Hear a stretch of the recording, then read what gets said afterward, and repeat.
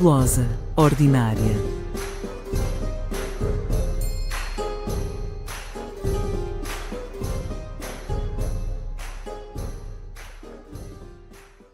Bom dia, boa tarde, boa noite. Bem-vindos a mais um episódio do Glosa Ordinária. Hoje vamos dar início a uma série de episódios sobre uma figura muito importante na história, na literatura e na cultura ibérica, medieval, moderna, contemporânea, o famoso Cid, ou El Cid, Cid Rodrigo Dias de Vivar. Eu sou o Filipe Alves Moreira, tenho comigo hoje a Joana Gomes. Olá Filipe, bom dia, boa tarde, boa noite para os nossos ouvintes. Bom, a minha função aqui, neste episódio inicial deste ciclo, e que será o primeiro ciclo do Glosa Ordinária, vamos ver também como é que isto corre, há aqui algo também experimental, esperemos reações dos nossos ouvintes. A minha função aqui, neste episódio inaugural, vai ser sobretudo fazer perguntas. Estou aqui no papel mais, não sei se mais fácil, se mais relaxado de fazer perguntas, porque muitas vezes eu e a Joana temos uma espécie de tratado de Tordesilhas, ela fala das coisas latinas mais antigas, eu falo das coisas em vulgar mais recentes. E coincidimos ali alguns no século XIII, XIV. XIV, exato, que e há a questão das Canárias, não é? Há sempre umas Canárias, algures nestes Tordesilhas. Sim. Há sempre umas Canárias Bom, é a questão das fronteiras, não é? Há sempre uma zona cinzenta. Há sempre cinzentos, fronteiras, tons, matizes. Ora bom. Até é bom falar de fronteira, porque vamos falar de um herói de fronteira. Ora, nem mais. Rodrigo Dias de Vivar. Ora bom, suponho que qualquer espanhol saberá alguma coisa, pelo menos, sobre este Rodrigo Dias de Vivar. Mas os portugueses talvez saibam menos sobre esta figura que, no entanto, e fica já aqui uma espécie de teaser, é talvez ou de certeza a figura histórica da Península Ibérica medieval que mais espaço ocupa nas crónicas. Se nós fôssemos a contabilizar o espaço ocupado por todas as figuras de que falam as crónicas medievais da Península Ibérica, este indivíduo era aquele que certamente mais páginas ocupa. Provavelmente. E tem até alguns textos muito particulares que lhe são dedicados.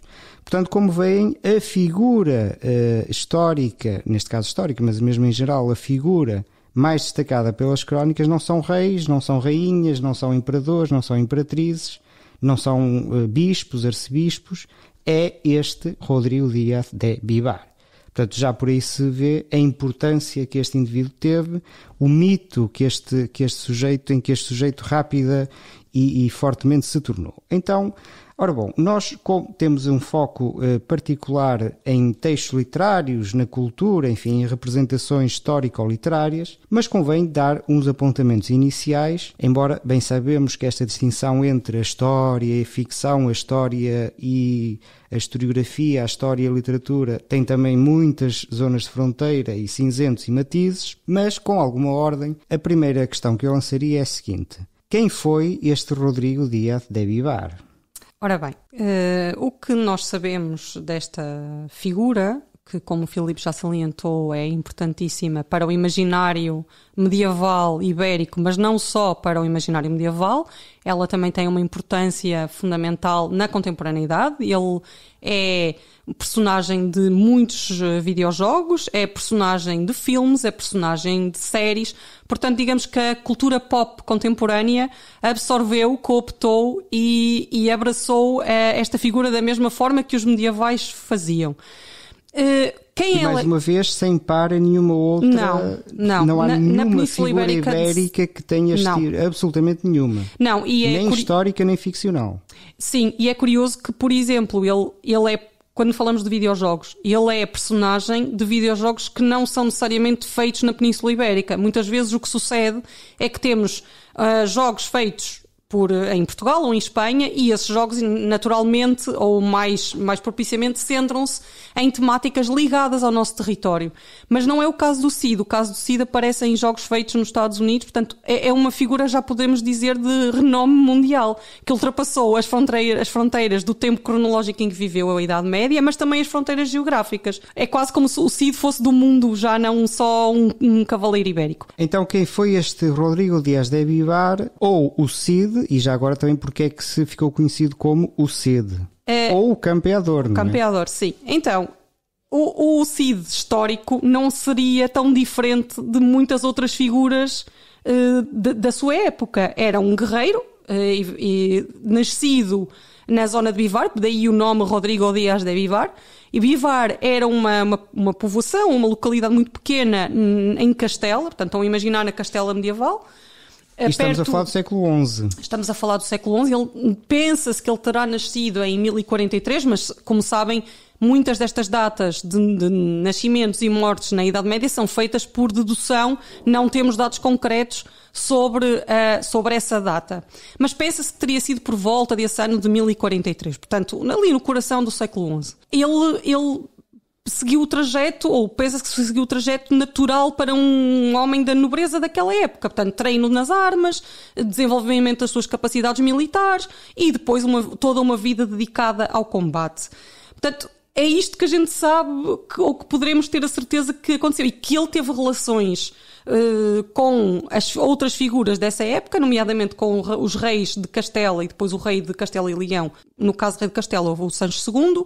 No caso do reino de Leão e Castela, o Afonso VI, irmão desse tal Sancho II.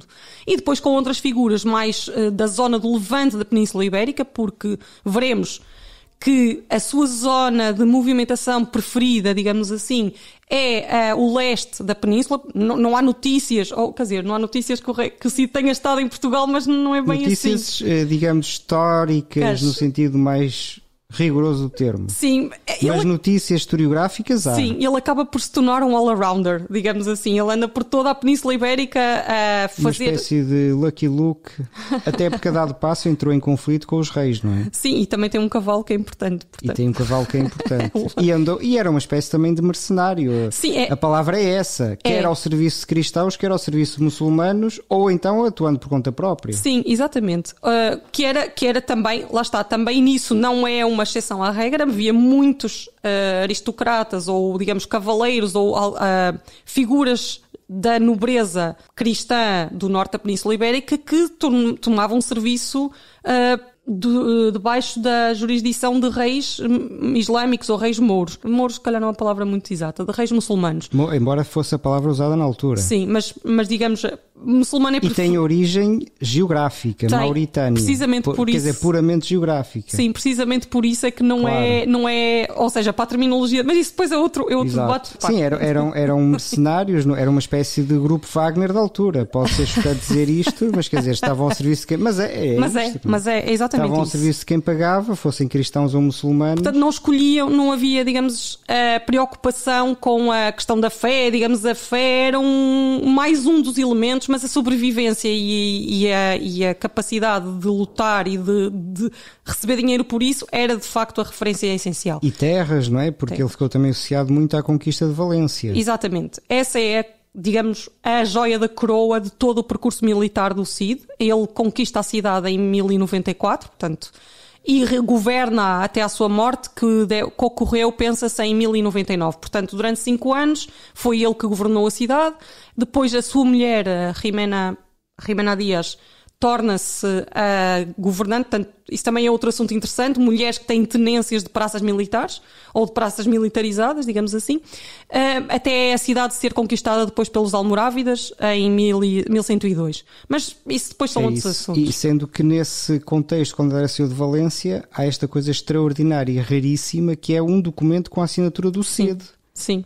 Conhece a assinatura do Cid, uma coisa absolutamente raríssima. Nesse caso... Para leigos, não só no século XI, mas no século XII, até no XIII, em grande medida, isto é raríssimo. Normalmente o que nós temos são assinaturas de reis, mas... E selos isto é, arabescos. Quando falamos de assinaturas também... Sinais. Digamos, são sinais, não se sabe qual era o grau de literacia dos reis, provavelmente era muito arcaico e muito escasso. No caso do Cid, há mesmo o nome dele, provavelmente ele estaria, não sei, enfim, especula-se, mas dizem os especialistas, olhando para a assinatura, que seria alguém que não sabia propriamente escrever, mas que estava a copiar, estava, digamos, a imitar, portanto, teria à frente, alguém lhe terá escrito o nome dele e ele terá tentado imitar as letras. Pois, isso é possível de ver com o traço da pena. Mas mostra também, digamos, como este indivíduo se tinha em grande consideração. Deixa registado o seu próprio nome. Uma coisa que é realmente excepcional, acho eu, em termos do panorama das figuras da Península, das figuras medievais deste período, é que ele tem não um, mas 2 títulos honoríficos. E ele é conhecido, e se calhar muitos dos ouvintes conhecem-no também por esses 2 títulos. O Filipe já mencionou, que é o Mio Cid e Campi Doctor. Portanto, um com uma origem latina e outro com uma origem árabe. Não era normal haver, digamos, cognomes e alcunhas e títulos assacados a estas figuras. Mas o que é estranho, o que é diferente, é que o Cid tem 2, não só um. E 2 procedentes de 2 tradições literárias e culturais distintas. Mesmo em algumas crónicas... E Cid significa... Cid significa senhor. Meu senhor. Said. Vem da palavra Said. E houve mais Cids, embora... Hoje em dia, quando se fala em Cid, pensa só neste... Exatamente.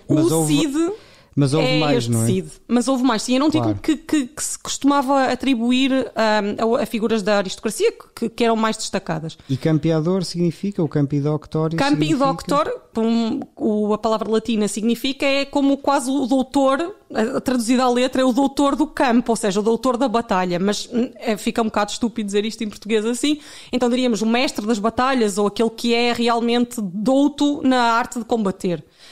E isso aparece num documento, esse título aparece num documento do final da sua vida, não sei se é o mesmo documento da Catedral de Valência, mas também aparece nas crónicas árabes, transliterado em árabe como Campi Doctor, Campi Ador, e portanto ele também já era reconhecido como tal pela historiografia árabe. Não necessariamente a do século coevo, mas a historiografia árabe posterior absorveu também esse título. O que significa que era uma figura que tinha destaque na tradição latina e depois em vulgar, mas também destaque na historiografia árabe, o que é também importante e relevante. O título, o Campeador em castelhano, ou digamos numa língua vulgar, aparece pela primeira vez num texto muitíssimo importante, do qual eventualmente falaremos no futuro, que é o Liber Regum. É aí que surge a primeira vez. E Mio Cid, em textos latinos, surge no poema de Almeria.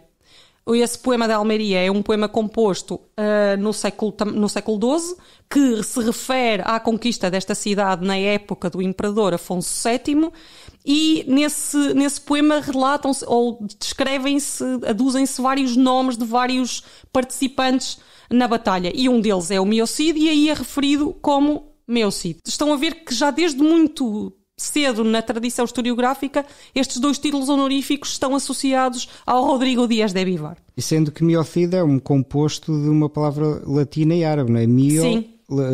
Romance vulgar, Cid, sim. Cidi, árabe. Cid. Se for Cidi, já é meu senhor em árabe. O I é a desinência para possessivo, o perdão pessoal meu. Portanto, isso é uma espécie de Guadiana, que é Rio, Rio, Rio. Mio Cid é uma espécie de redundância. Sim, Mio Cidi, sim, é uma redundância. Mio Cidi, mas se for Mio Cid, não.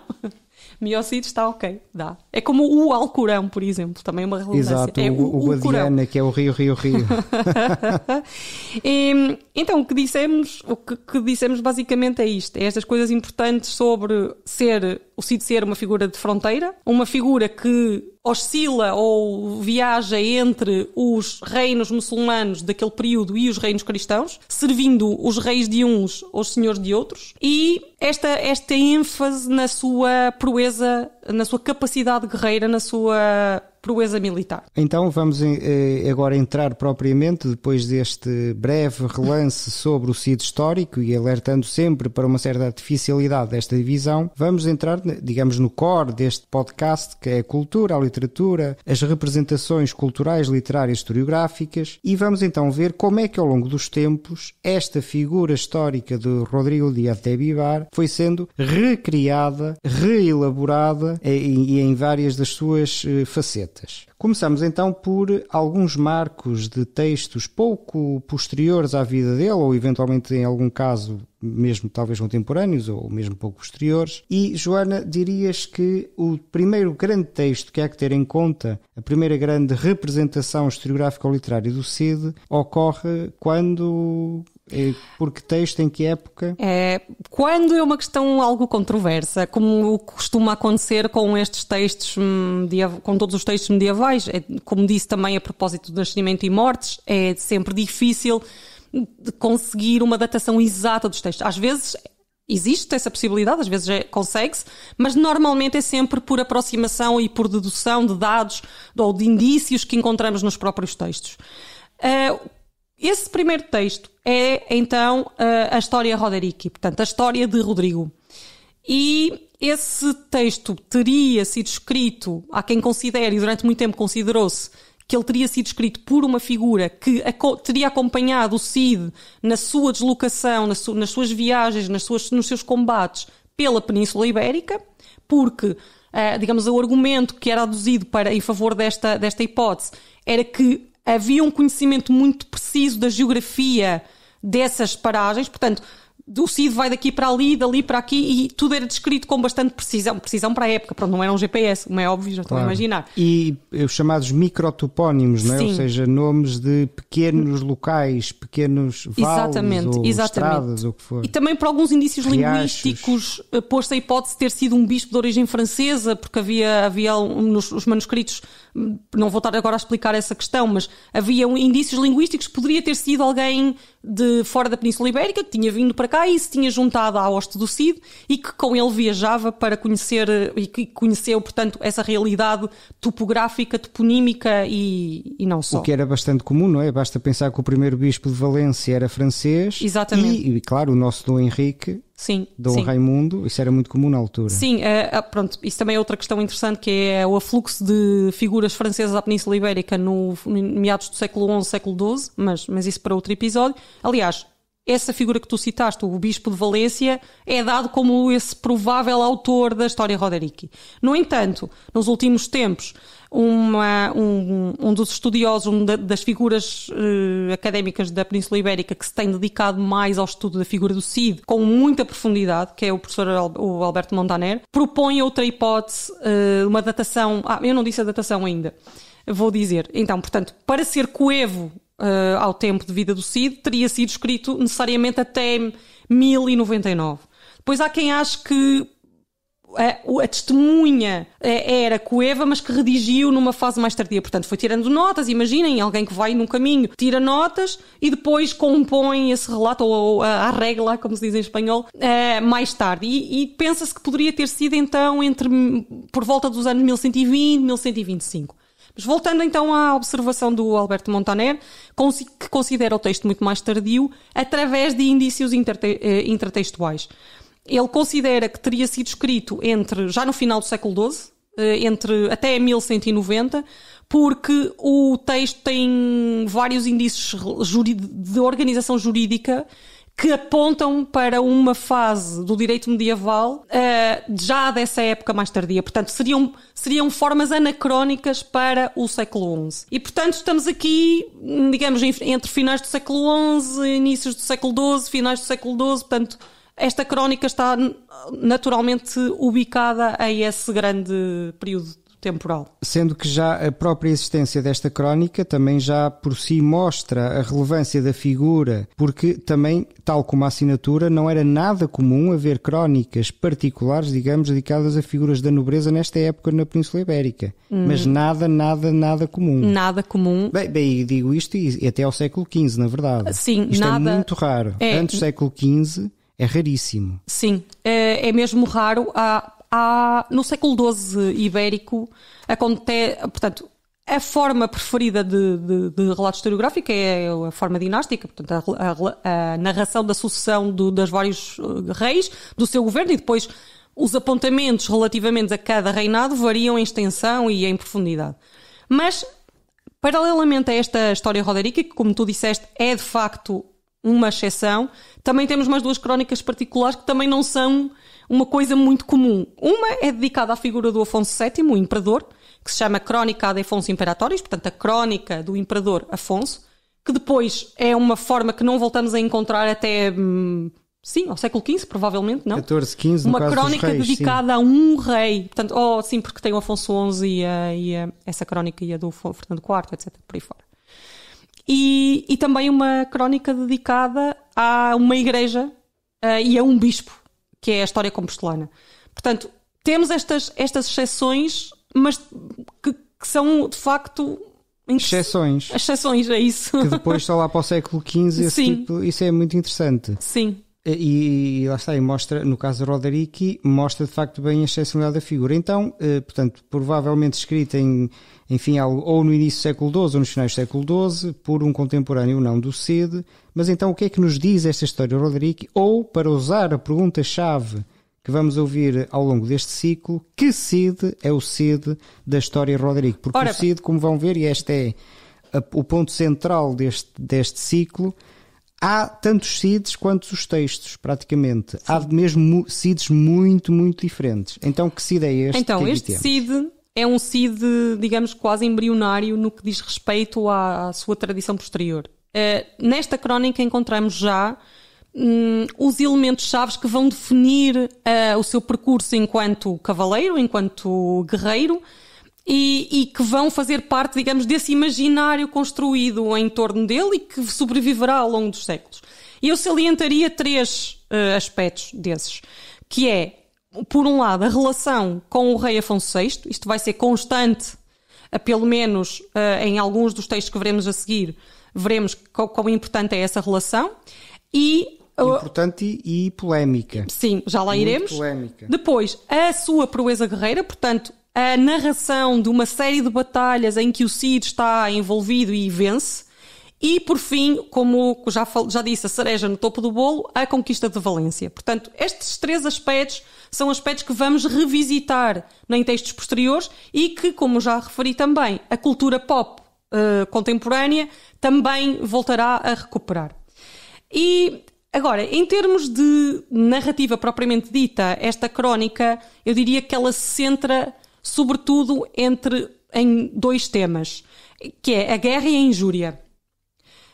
Já lá vamos ver o que é que será isso. E entre a guerra e a injúria há uma emoção, se pudermos dizer assim, uma emoção que é a emoção central que percorre todo o poema, que é a ira. Portanto, a ira é uma espécie de manifestação emocional dessa injúria que é sofrida ou sentida por várias das personagens. Não é exclusiva do Cid.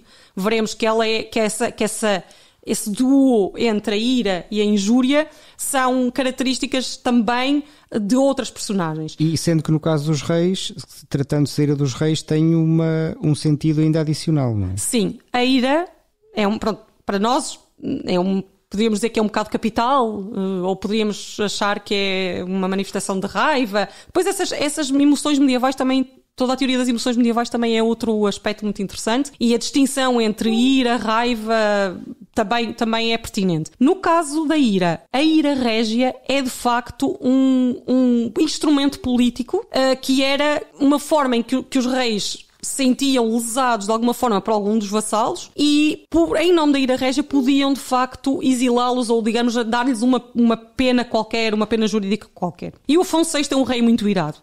Veremos que quem quiser depois ler a história de Roderich, e ela existe traduzida em espanhol, portanto ela foi escrita em latim, acho que isso ficou claro, mas veremos que o rei está sempre irado, sobretudo com o Cid, neste caso. E a relação entre eles os dois é pautada por esta, digamos, este ciclo de injúria, ira, reconciliação, batalha. Injúria, ira, reconciliação, batalha. E há 3 pontos-chave nessa, digamos, relação tensa. São 3 as zangas e 3 as reconciliações. E não sei se vale a pena descrever sucintamente. Muito brevemente. Portanto, ou talvez uma delas que fica com uma espécie de modelo que se repete, não é? Sim, mais ou menos. Porque assim, há uma terceira parte envolvida neste esquema da injúria e da ira, que é o tópico dos invejosos, que é um tópico muito importante.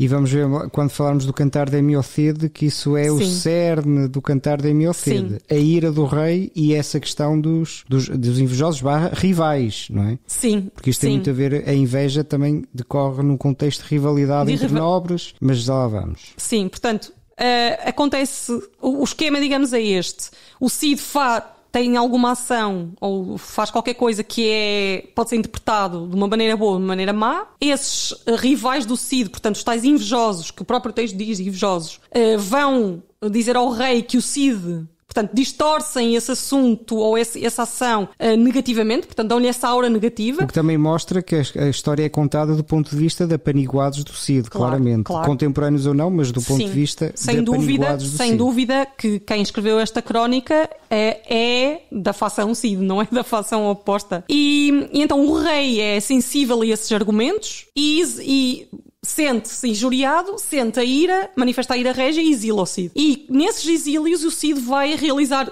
poderíamos dizer, se pensássemos em épicas ou em contos tradicionais, uma série de aventuras, até no romance arturiano podíamos pensar nisso, uma série de aventuras em que ele mostra a sua capacidade guerreira, mas não só, também a sua capacidade diplomática.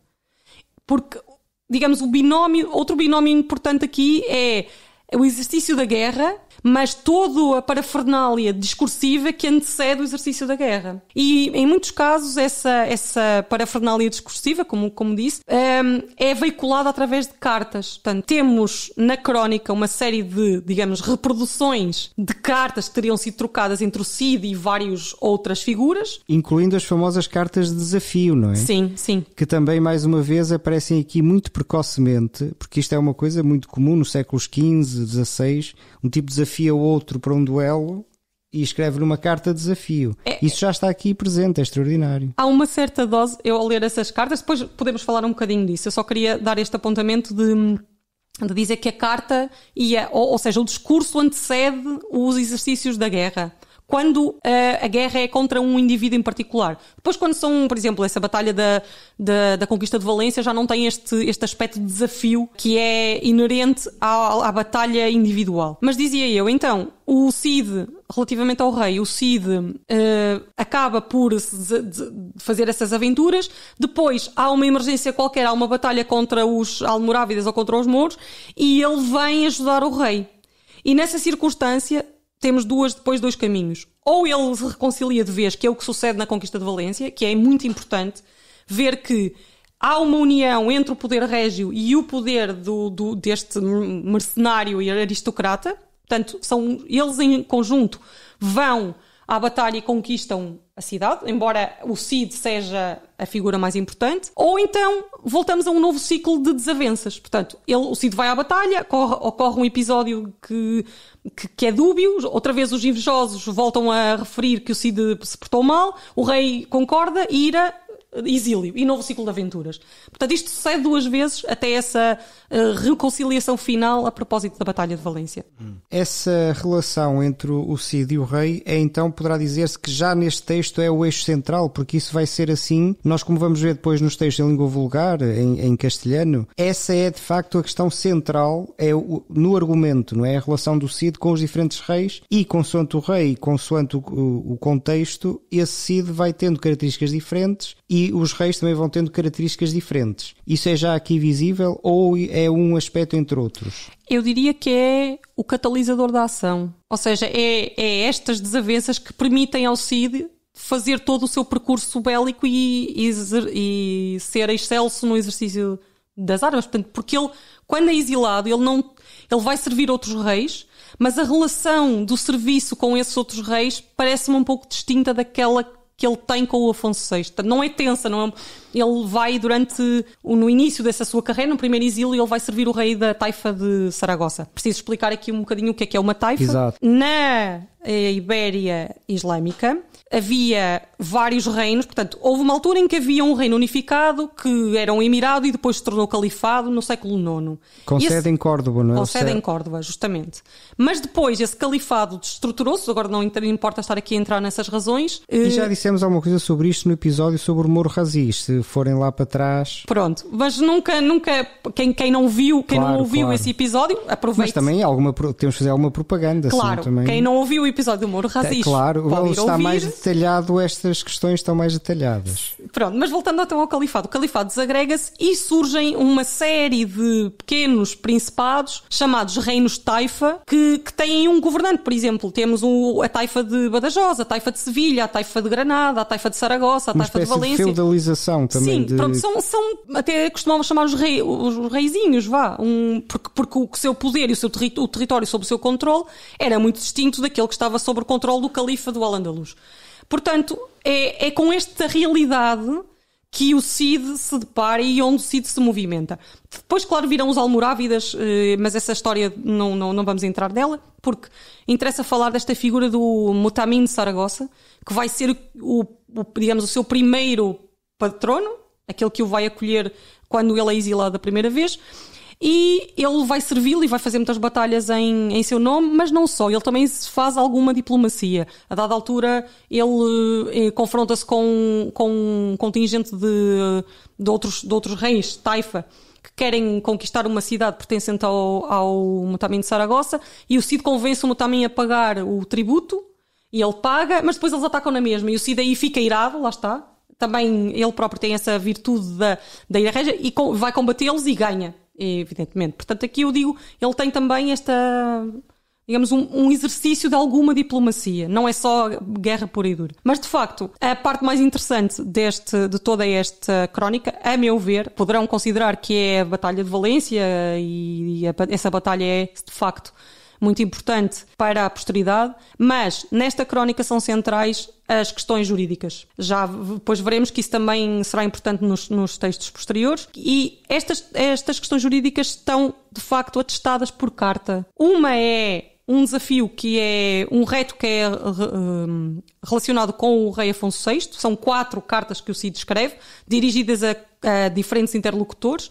E são cartas reais? Isto também é outra questão interessante, não é? Porque muitas vezes nas crónicas mais posteriores há sempre esta questão, aparecem muitas vezes cartas e fica-se na dúvida, isto são cartas reais ou não. Em alguns casos consegue mostrar-se que sim, que são cartas reais. Neste caso não sei. Não me parece, porque voltando àquilo que eu disse sobre qual é o argumento para datar esta crónica mais tardiamente, é justamente estas 4 cartas, este modelo de repto... Nestes certos em concreto. Sim, okay. Este modelo de repto, vou também dizer o que é um reto. Um reto é um desafio. Imaginem mais ou menos como um duelo. Uma pessoa sente-se injuriada por outra, vai lá e diz assim, encontra-te comigo amanhã de manhã. Pronto, isto é o duelo do século XIX. Ou como dizíamos na escola, vamos lá fora tratar do assunto. Sim, exatamente. Isto é um repto. Lá fora falamos. E na Idade Média, esta era uma forma de resolução de conflitos muito importante, central, até diria eu, e ela era altamente codificada. E a sua codificação foi mudando ao longo dos séculos. Como podem imaginar,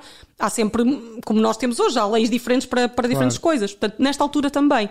E esta forma das 4 cartas, dos 4 juramentos, que o Cid faz ao rei, àqueles que querem lutar com ele, contra o rei, aos que vão retar em nome do rei e aos que vão lutar com o rei. Portanto, é um bocadinho complexo, já estão a ver este mecanismo jurídico de codificar e de ordenar a violência, porque no fundo é o que se trata é disso, são próprios do final do século XII. É isso. E vamos ver, por exemplo, quando falamos do Cantar de Emil Cid, como isso é uma questão centralíssima também no Cantar de Emil Cid, e revela também, e há aqui um processo histórico subjacente que é a tentativa dos reis, justamente, sobretudo os reis, racionalizarem o processo de violência. Sim.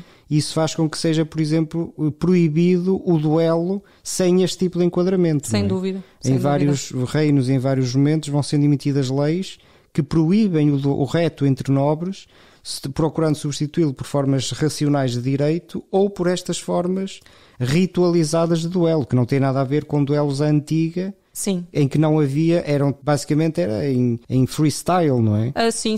E vamos ver que, curiosamente, que depois em alguns textos de língua vulgar há vestígios dessa outra forma de duelo, que não tem nada a ver com estes duelos ritualizados. Sim, eu diria que, em grande medida, a história do Cid é a história da ritualização do duelo e da relação entre a aristocracia, o rei e a justiça. Como o exercício da justiça deixa de ser uma coisa privada entre 2 aristocratas, ou 2 ou mais, e passa para as mãos do rei. E em grande medida acho que os textos sidianos focam-se nesta questão. E para mim, a meu ver, é mais importante esta questão do que propriamente a questão das batalhas. Em termos de espetacularidade, talvez não é? Uma batalha é sempre mais animada e se calhar os leitores gostavam mais, como hoje em dia, de ver os filmes em que há muito sangue, suor e lágrimas. Mas a questão da mudança jurídica em torno do duelo é mais profunda e mais relevante para o desenvolvimento depois da história do direito e tudo mais, e das instituições. Pela mesma época, ou mais ou menos pela mesma época, foi elaborado um outro texto também muito singular sobre o Cid, que é o chamado Carmen Campidoctoris. Em latim, ou que será qualquer coisa como Poema do Campeador em língua vulgar. Mais uma vez, isto é algo raríssimo, um poema dedicado a uma figura histórica concreta, nobre ou não, é uma coisa raríssima. Mesmo, há bocado falávamos do 15 a 6, é que mesmo no 15 isto é muito raro. Sim. Muito raro. Em França há mais casos, mas na Península Ibérica isto é raríssimo. E nós estamos a falar de um dístico ou de um poema muito breve. Estamos a falar de um poema com 120 e poucos versos. Ora, isto é, então, diz-nos alguma coisa sobre este poema? Sim, muito brevemente para terminarmos. Portanto, é de facto um panegírico do Cid. Portanto, um panegírico é um poema elogioso, onde se faz a exaltação de uma determinada figura, e ele centra-se, daquilo que se conhece hoje, centra-se em 3 vitórias. Portanto, é muito mais vocacionado para a guerra, portanto, para o louvor das vitórias do Cid. Portanto, e centra-se em 3 vitórias do Cid contra outros aristocratas. Portanto, não estamos aqui no domínio da conquista de Valência, que, se pensar, à luz daquilo que eu já disse antes, é uma espécie de retrocesso. Portanto, estamos no domínio da guerra privada, quase. E então, o Cid confronta-se com um navarro desconhecido, que não é nomeado, portanto um cavaleiro navarro, vence-o. Confronta-se com o conde Garcia de Cabra, que é um dos seus grandes inimigos. Exatamente. Entrará depois na tradição como um dos seus grandes inimigos. E vamos ver no Cantar de Emil Cid o célebre Crespo de Gragnoni. Exatamente, o conde Garcia. E vence-o, não é? E depois contra o conde de Barcelona, o Ramon Berenguer.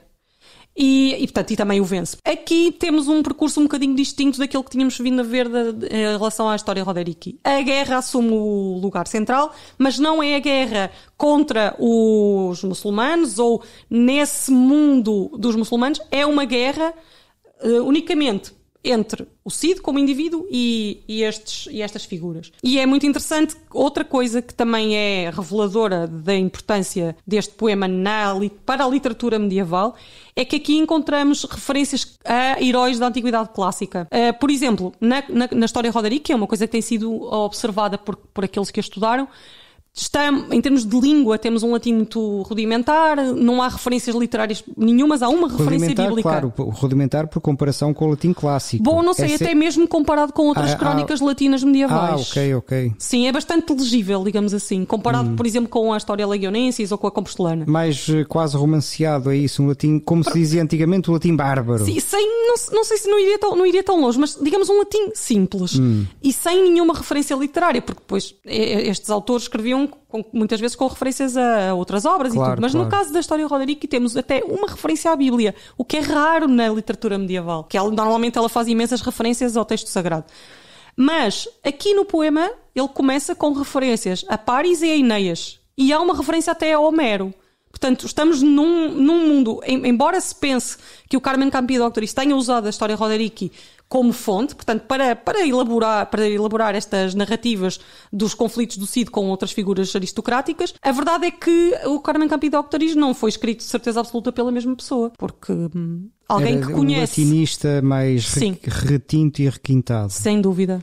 Embora também a própria forma poética, num certo sentido, exija isso, não é? É mais exigente formalmente do que a prosa. Evidente, tens que ter pelo menos a arte de fazer a métrica, e o poema respeita, acho que os versos, agora não me lembro exatamente qual é o tipo. Qualquer pessoa que tenha estudado latim na escola ou no liceu ou na faculdade sabe bem o terror da métrica. Eu gostava. com os... Não gostavam da métrica? Jesus. Fazer a métrica Porque é da uma Eneida. lógica completamente diferente. É por longa, breve, longa, exato, breve, não tem a ver com ato não. Não. Isso também podia ser um episódio um dia destes. Pronto, e acho que no que toca a estas primeiras narrativas e poemas sobre o Rodrigo Dias de Vivar, não há muito mais a dizer. Há depois referências a esta figura noutras crónicas latinas do século XIII, mas eu acho que Claro, é bem mais interessante falarmos... Mas há outra coisa aí, que é o outro lado da medalha, que é a visão árabe do Cid. Sim. Até porque... e também mostra a excepcionalidade. Sim. Mostra também a excepcionalidade da figura. Sempre há uma frase, não temos muito tempo e eventualmente algum dia dedicaremos algo específico a isto, mas mostra também a excepcionalidade da figura. Por exemplo, há uma frase muito famosa que a historiografia árabe atribui ao Cid, que diz: devido a um Rodrigo se perdeu a Espanha, mas outro Rodrigo a recuperará. Isto é uma referência ao Rodrigo, o rei dos godos, não é? Sim.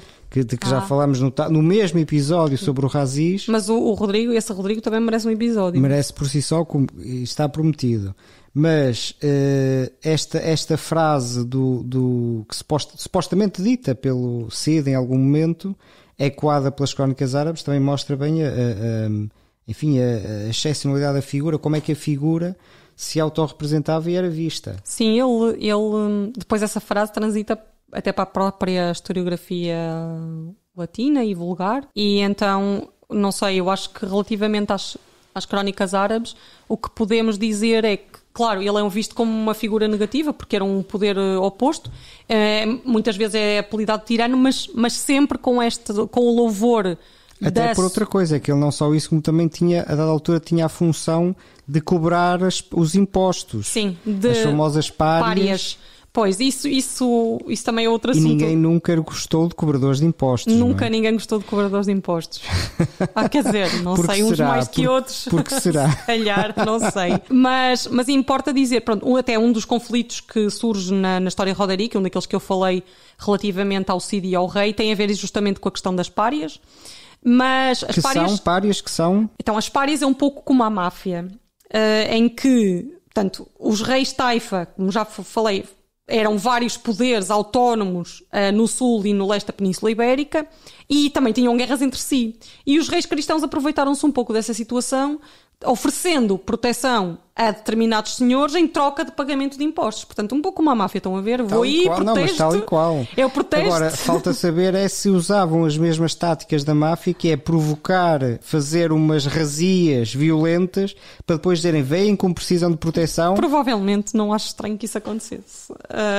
Portanto, e depois eles pagavam esses impostos, porque eles tinham acumulado muito ouro e algumas riquezas, e esse dinheiro depois entrava nos cofres dos reinos cristãos e serviu para bastantes coisas, por exemplo, inclusive, olhem, serviu no reinado do Fernando I, para pagar missas em Cluny, em honra do rei. Portanto, imaginem, o ouro do sul da Península Ibérica foi parar a França. Fernando I, que é o pai do Afonso VI, não é? Sim. E que mais lá para a frente, como vamos ver neste ciclo, a dada altura também entra em relação com o Cid. Sim, é um dos reis em relação, com o qual o Cid se relaciona, enfim, um dado absolutamente anti-histórico, mas que textos literários historiográficos vão retomar depois. E que reparem na história Roderick que não há nenhuma relação, o Fernando I nem aparece. Portanto, digamos que, apesar de tudo, talvez esta crónica seja um pouco mais fidedigna no que diz respeito à representação da tal realidade do período do Cid, do que esses textos posteriores, que depois também têm outras estratégias narrativas e outras ideologias subjacentes e outros aproveitamentos. Mas eu diria que, em relação a estas primeiras crónicas, estamos conversados. Bom, estamos conversados e fica aqui uma espécie também, este episódio é o inicial, mas também pode ser uma espécie de teaser para vermos agora como é que ao longo do tempo este Cid se vai transformando noutros Cids, até chegar, no fundo, por exemplo, à série da Amazon Prime, que está aí a bombar El Cid. Eu diria que só melhora com o passar do tempo. É como o vinho do Porto. Bom, talvez. Até certo ponto concordo. Claro que nós nos episódios seguintes vamos ter que selecionar muito, não, porque isto estaríamos aqui o resto das nossas vidas e não chegaria. mas vamos vendo então uma série de marcos de como o Cid se foi transformando em vários Cids ao longo da Idade Média e sobretudo. É como disse, o Cid é do mundo e a partir do Cid se pode falar de muita coisa. E pronto, acho que é isso. E bom, e como é então a panágio deste podcast, despedimos-nos com amizade. Despedimos-nos com amizade. Bom dia, boa tarde, boa noite. Até à próxima.